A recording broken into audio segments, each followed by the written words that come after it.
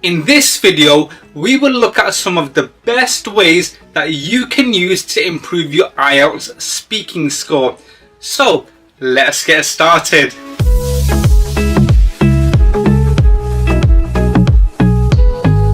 Now, the way this video will work is in two ways. First, I will explain a tip or a piece of advice.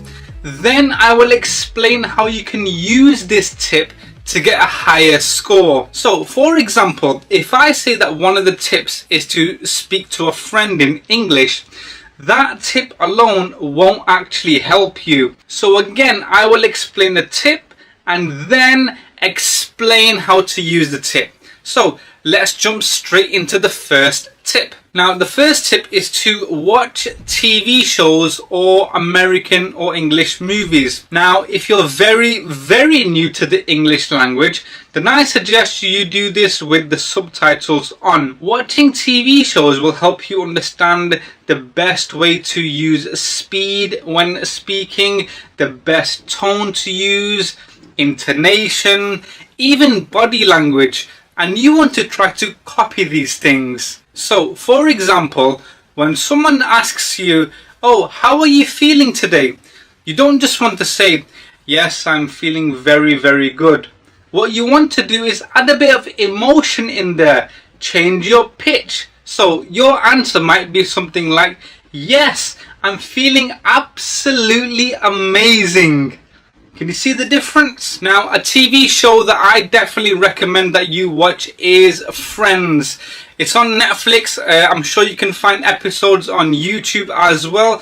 If you've already watched this or if you like it, hit that like button to let me know, because this is one of my favorite TV shows of all time. Now, let's move on to the next tip, and that's to read books. But there's a catch here. You want to read your books out loud. Now, reading books has so many benefits. Don't worry if you do not understand what you're reading just yet. Our aim here is to improve our speaking. So we're not so fussed about the reading. Now, you might be thinking, well, how does reading help my speaking? Well, I'll tell you how. Reading out loud will force you to say words that you've probably never said before, and also put together sentences that you've never said before. And by doing this over and over again, what you're doing is making yourself feel comfortable speaking English. And through this process, you'll become a much more confident English speaker. And that's what we're aiming for. Now, there are many things that you can read, but the top two things that I suggest you read are newspaper articles, for example BBC articles, and also autobiographies. Now, the reason why autobiographies will help you is because autobiographies are written in the first person. So when you're reading these books out loud, it's as if you're talking about yourself, and that's exactly what you will be doing when you are in the speaking exam, talking about yourself. Now, that nicely brings us on to the next tip, which is to speak at length and also to hit that like button for the YouTube algorithm. Now, if you are a beginner, here's how you can speak for a long period of time or speak at length. If, for example, somebody asks you, "How are you feeling today?" don't just try to answer things that you've already memorized. For example, don't just say, "Yes, I'm fine." What you want to do is tell the truth, okay? So express your emotion and then use words such as but or however. For example, if somebody were to ask me, "Brick, how are you feeling today?" I would say, "I'm feeling hungry, but I don't want to eat from this location, so I'll probably just wait till I go home and eat." Can you see the difference? Another way to improve our speaking is by recording our own voice. You can even do this when reading your books out loud. But just say you don't have a book with you and you just want to record your own voice. What you would do is just speak to yourself. Talk about what you're thinking, but just say your thoughts out loud, okay? So this might sound really strange, but Really, we're kind of doing this all the time anyway. When we're thinking, we're just talking to ourselves. So what you want to do is just put your thoughts onto your mouth and say your thoughts out loud. And when you record your voice, you will realize that, maybe I sound even better than I thought. I don't know why I'm feeling so nervous. Or you might find silly mistakes that you probably never knew you made. For example, long pauses. I like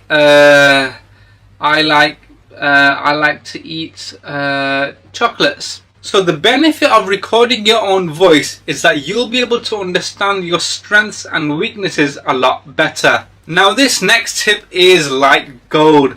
There's something in the English language called intonation. Intonation is basically where the pitch of our voice changes depending on what we say. For example, when asking a question, the pitch of our voice might change towards the end of the question, just like this. Are you hungry? Did you see that hungry part? I had to change the pitch of that. So when you're speaking, you want to keep in mind the intonation. Another way we can use intonation is when to express things we love or hate. For example, if I love this iPhone, I'm not just going to say I love the iPhone. I'm going to say I love the iPhone. Can you see the difference? I'm adding in intonation into my speech. Or you might say I hate the iPhone. What you don't want to do is sound like this. In 1930, the Republican-controlled House of Representatives, in an effort to alleviate the effects of the the Great Depression, passed the a tariff bill. By thinking about intonation when speaking, you'll keep the listener engaged for a much longer period. Again, this will help you with your speaking score. Oh, and also, by using intonation, you can keep the listener engaged for much longer and a lot of mistakes go unnoticed. But shh, I didn't tell you that. Now, if you benefited from this video, please hit that like button because it really shows me what type of content that you would like to see, and I will see you in the next video. Bye bye.